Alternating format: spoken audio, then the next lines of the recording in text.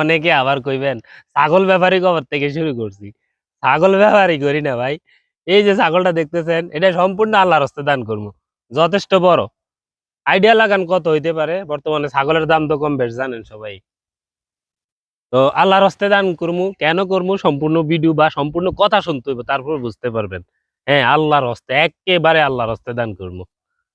তবে আবারও বলি ছাগল ব্যাপারী কিন্তু আমি শুরু করি নাই। আর এমনে তো আল্লাহর হস্তে দিতেছি না।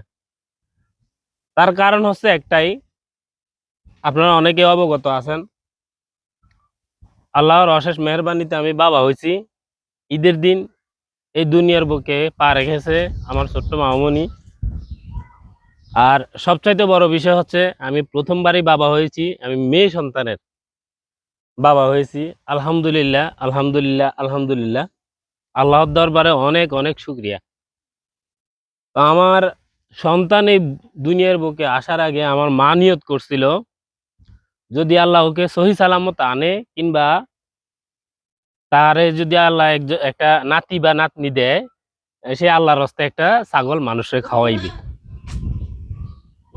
ছোটখাটোর মধ্যে। তো সেই উপলক্ষে আজকের এই ছাগল আনছে আমার মা। আহ অনেক ভালো লাগছে। এই যে ছাগলটা, এটা জাতের ছাগল, এই ধরনের ছাগল কিন্তু পাওয়া যায় না। একটা আছে দেশি ছাগল, এটা কিন্তু দেশি ছাগল না, এটা যারা ছাগল পালন করেন তারা চিনবেন। অনেক ভালো। আর মানুষ পোষা তো, অন্যান্য ছাগল কিন্তু এইভাবে দৌড় দেয়, নতুন মালিকের কাছে আসলে দৌড় দেয়, এটা কিন্তু দৌড় দেয় না। যাই হোক, আজকের এই ছাগল আনার মেন উদ্দেশ্যটাই ছিল এটা। তো বাড়িতে যেহেতু আনছে, মায়া আসলে এমন একটা জিনিস, পশু পাখির প্রতি আমার মায়া আসলে অন্যরকম।